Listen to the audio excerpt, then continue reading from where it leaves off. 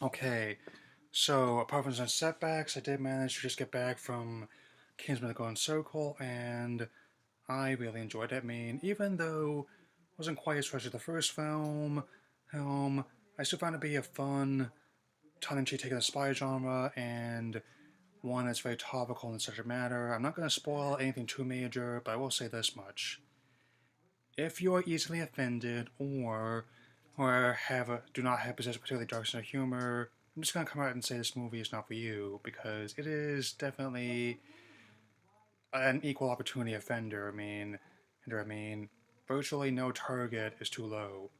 For them. Thankfully, if you're on that sort of thing, I can say I enjoy myself.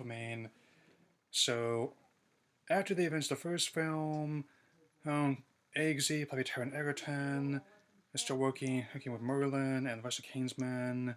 Merlin is again played by Mark Strong, another great supporting role. I won't spoil what happens to him there. I mean, in fact, I'll just say that due to a sinister plot by the villainess Poppy, played by very delicious Julianne Moore, or I would definitely let me say that it threatens the whole world in its own way. And I will not spoil what she has in mind. By all means, if you're interested, go see the movie, since it definitely is a film which can definitely have effects even for those like the first film, how over the top it is, but it did whatever what works but really works. I mean, direction is still really nifty. Have more money special effects. Given how big a hit the first one was, this one's even bigger. I mean, it was a really fun way to kill 2 hours and 12 minutes, and that's overall. And I'm still haven't totally collected myself, but that's kind of like how the film affects me. I mean, because if you're going into this and you're expecting to take an opening scene where they have a taxi chase through the streets of London set to "Let's Go Crazy" by Prince, you're probably pushing the wrong mindset. Is what I'm going to say. And the action overall is quite fantastic. New cast members are a delight. Halle Berry as Ginger Ale. That's her code name, by the way. Is very nice. I really got a kick out of Channing Tatum. Hit him as Tequila, a whiskey drinking, gunslinging, laser lassoing cowboy. And also their own mentor figure. Head statesman, the American equivalent of Kingsman, and and and Jeff Bridges as champ for sword. And much like his role in The Big Lebowski, I had to say this about his mentor figure: sometimes there's a man for his time. Sometimes a man, well, there's a man. Yeah, since the style of humor is quite dark, and I also think that if you've been following news lately, you know that even if a lot of it is kind of freaky, it's not my field here. I prefer film, which is definitely something that's a bit less to such a matter, even if it's not always perfect.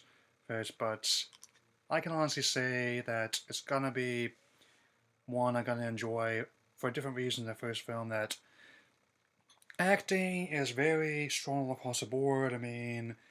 They know that the film is over the top, and the actors seem to be enjoying that the most. And I'm technically not spoiling Haley Colin Firth being there because to Matthew Vaughn's dismay, the trailers already did. It's kind of like with Alan Taylor being made by Twisted Terminator Genesis a while ago. In respects, that's definitely how I feel. A traditional model for a sequel is like to do everything bigger.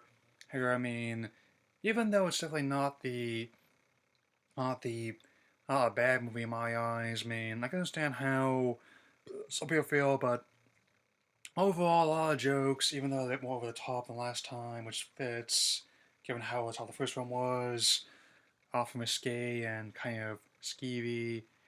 That's kind of how Vaughn works. Like how kind of like what Kick-Ass was to some of the more darker scenes, X-Men First Class. So it's the first film. The script all around amusing, with Daddy Carl alongside Jane Goldman. And actually, as of this recording, it's #1 at the box office. If it's even finally displays a new It. who still has own records being broken.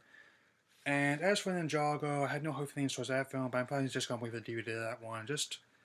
I know I'm doing this kind of quickly, given how there's another one I want to get out soon for Star Trek, as well as possibly Orville. But I just thought that even though my overall it's like a fun film, not quite on the same caliber as the first one for me, but still I enjoyed overall, so I'll give it a solid 3 out of 4 as the sequels go. I'll definitely talk a little bit sometime before I go watching a Star Trek show. Once again, no particular order. I'll just talk about what stood out at me mostly. I mean, Black Panther looks really cool. Whole sense.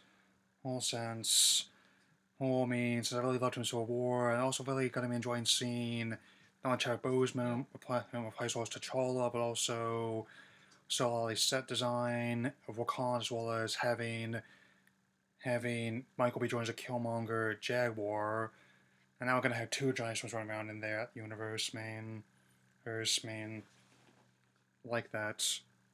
I mean, as I was saying, Alicia Vikander, even though it's just one Oscar, I can not understand how you want to do like a crazy kind of action film afterwards. I mean, like the first couple they did with NGLs, really might look at those because those are coming out depending where I am next year.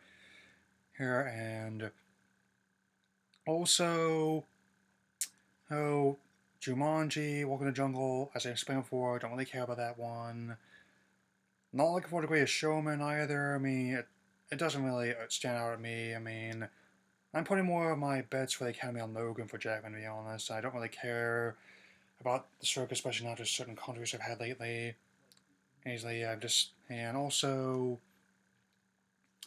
there's also this one kind of inspirational film that's just not standing out to me because how bland it looked. I mean, it's just been done. I mean, like, but one that could be surprising is this one called Suburbicon, written by composer George Clooney. Has a lot of great people in there, especially with Matt Damon there. I mean, so ironically, there's another film-based suburbanite subversion there, and kind of awkward line there, but American Made still looks really cool, but I'm not with a DVD of that one, so I'm sorry about how rushed all this. I originally planned seeing it a couple days ago when it opened, but still glad I was able to see it at all. Definitely recommend it. I'll have more content coming your way soon. I'll definitely, hey, wish you all. I'll definitely be talking to you again after I watch the new Star premiere. And I wish you all a good night before then. Live long and prosper.